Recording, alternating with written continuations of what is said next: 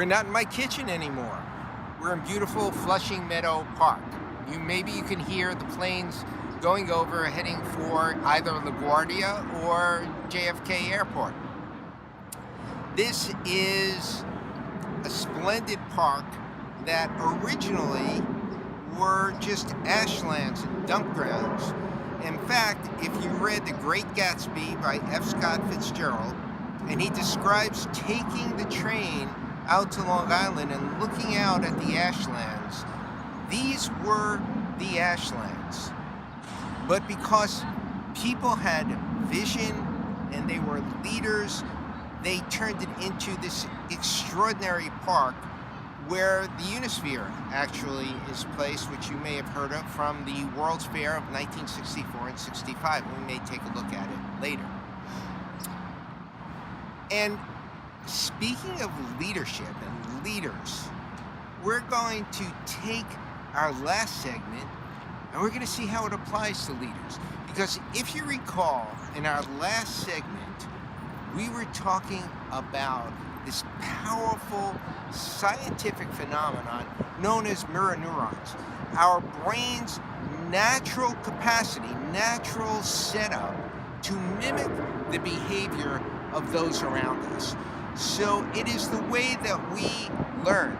It's this central way that we learn. And we learn our speech patterns, even our thinking patterns, sometimes the way we look, our posture. So much is learned through this process of the brain's natural mimicking of the behavior of those around us. And we talked about how this could be a negative if you're around people whose attitudes you don't want to pick up, and speech patterns and all of these things. And we talked about what a powerful positive it can be for learning new skills, new behaviors that you want to acquire. We talked about that is why mentorship, working with a mentor, is so important. And those are the ways that this dynamic of mirror neurons can affect you. But what about the way you affect others? Because as a leader, and even as an individual, you're always affecting the people around you. Now, I remember I was teaching a workshop once, and a manager raised his hand, and he got up and he was talking about his staff. He was talking about his workers, and he said, well, why don't they listen to what I say? Why aren't they motivated? Why do they do this? Why do they do that? And I looked at him. First of all, I was really taken aback by this they. He clearly saw them and us and did not see them like him. But I looked at him and I said, I think I know what your problem is. I said, when we have a break, go into the restroom. Walk over to the sinks. Right above the sinks is a mirror. Look into that mirror and you're going to see what your problem is. Because if you put out a negative attitude, if you put out mistrust, distrust, things that disrupt and make people question each other, then that's what you're going to get back in the workplace. And he was modeling the behavior that he was getting back. And as a leader, you have the most influence. People are looking at your cues and picking up on your cues. So more than anyone else around us, the leader is going to be modeled. And you can work this as a positive, or if you're unaware of it or don't care about it, it's going to work as a negative. Probably the number one responsibility of a good leader is developing new leaders. And the number one way of developing new leaders is to model the behavior you'd like to see. It's by being a good leader, a facilitative leader, a leader who empowers and grows his people and gives them responsibility and upgrades their skills as they go, and rewards them, not necessarily with money, but rewards them by investing in them, investing trust in them. Let me give you an example. Many years ago, I started what was the organization's first self-managed work team, high-performance team.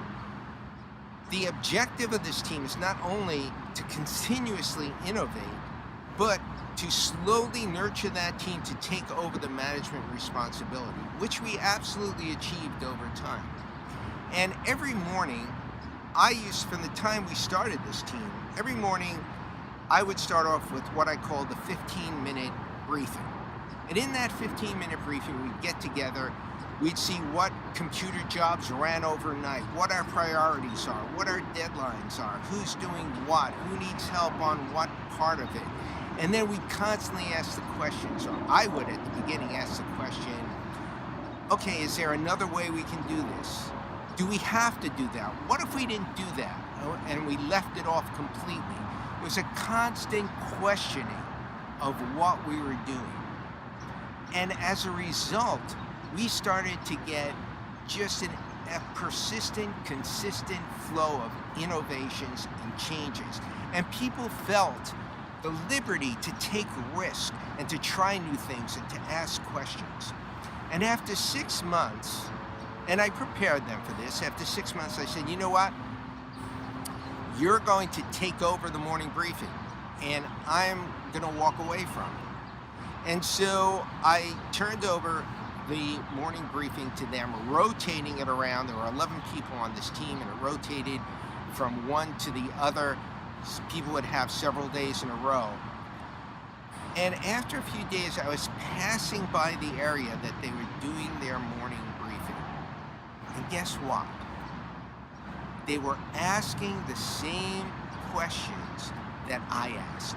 They had integrated and ingrained those questions into their thinking patterns and into their speech patterns.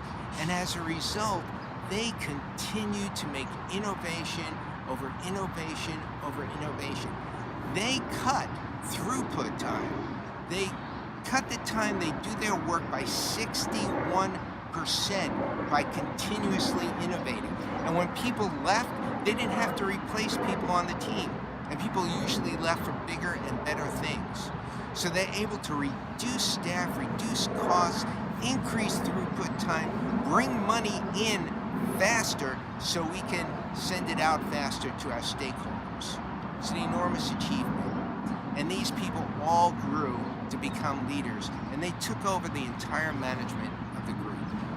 That is modeling leadership.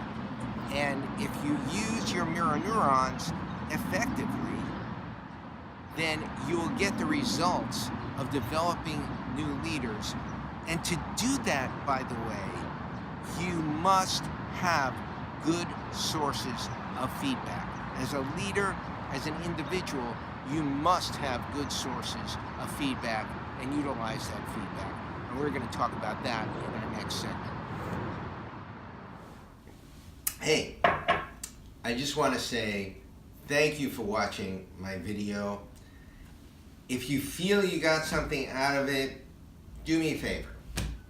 Comment, like it, share it, and most importantly, subscribe to this YouTube channel, because there's lots more there and lots more coming your way. And I hope it will give you something that will make your life better. Thanks a lot.